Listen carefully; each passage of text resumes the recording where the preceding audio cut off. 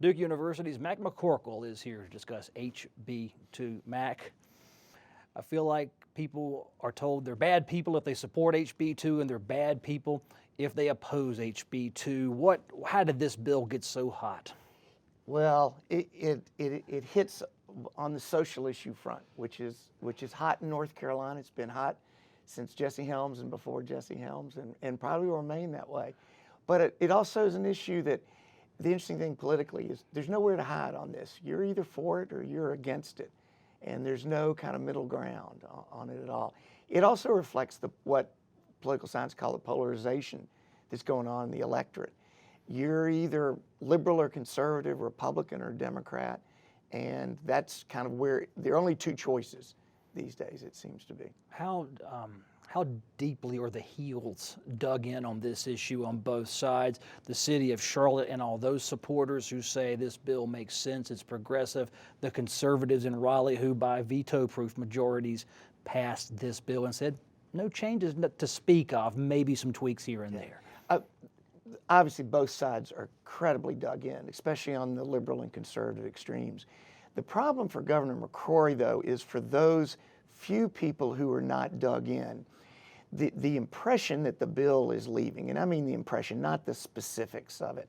The impression is that it's bad for North Carolina, and that's why you're seeing it move in the polls from even support for the bill at first to opposition.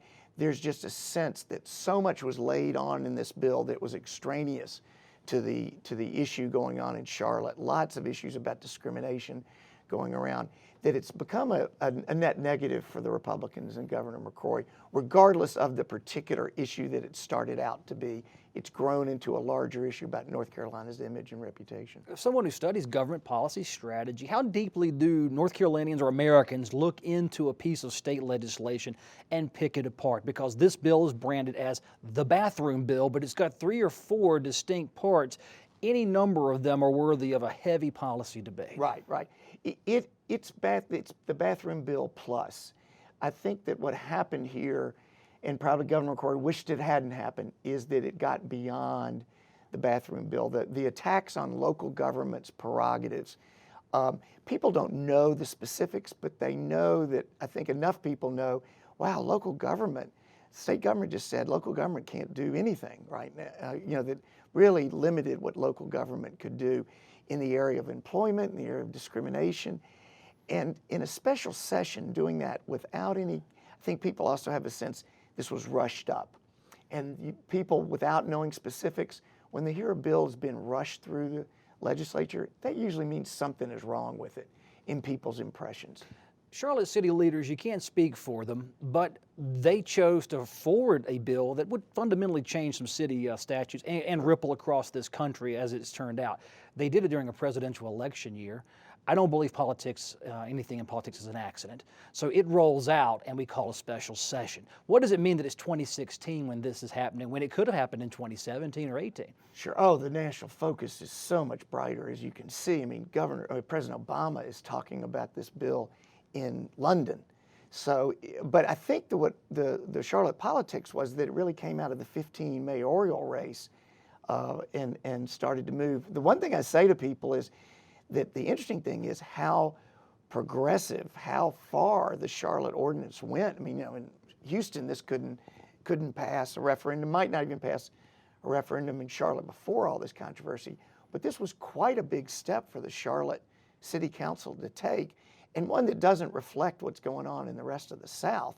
So it was it's very North Carolina for Charlotte to have done this, and now to be this reaction in the legislature. It just shows what a divided state we are.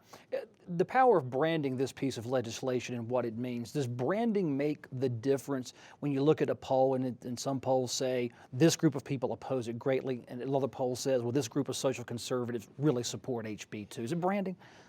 Well, it is branding in this case, in this respect. Sometimes issues are just issues, and sometimes it's just about the bathroom privacy, is what the Republicans want to say.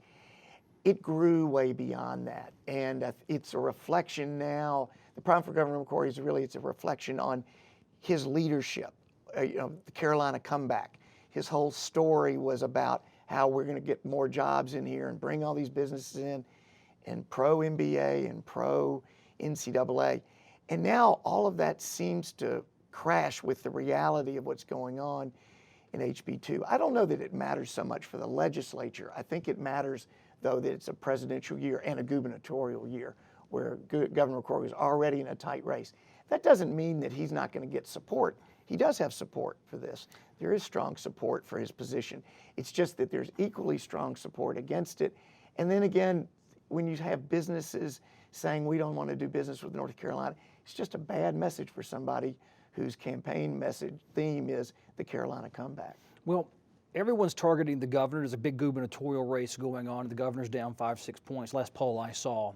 This bill, Maybe. whether or not, who knows with any given day. However, you look at the vote totals, they were veto proof. Even if the governor puts his signature on it, or he vetoes this bill 2 weeks, 3 weeks ago, and he punts it back here, I've seen a veto get overridden here. Oh, it probably would have been overridden. Yeah.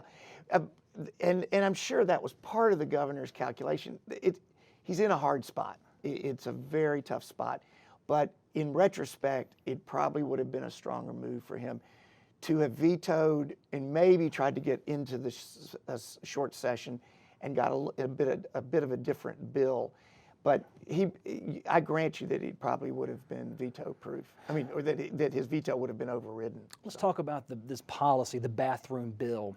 Can you craft a state law that respects transgendered people, if that's the aim of the city ordinance, and lets them feel most secure and safe, while keeping out those people who would use this law to exploit, in this case, young women or females?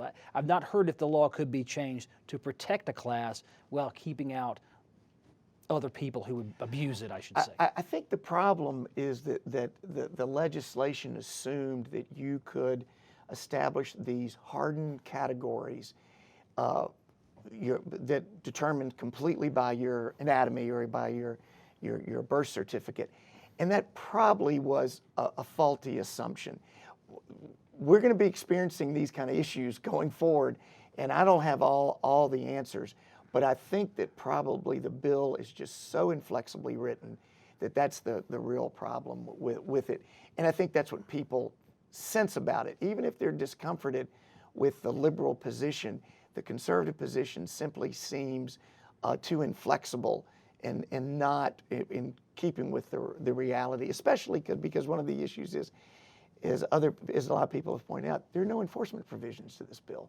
So what does it really mean to say that here is how you have to go to the bathroom if there's no enforcement behind it? Yeah, I've never thought about bathroom law. I don't think, are there current bathroom ordinances? So if you walked in a women's restroom and you were proudly McCorkle, would you get in trouble? What happens? It's complicated, and I'm not a total expert, but apparently there was some kind of Charlotte ordinance that the city council eliminated that did kind of establish that the law about that. But again, there are no enforcement provisions, and both sides can think of parade of horribles here when you're dealing, the story about we need to protect women and children. Well, you can think of horribles on both sides that probably have very little touch with reality. Again, though, I do think that if this had just been a bathroom bill, if they had just gone into session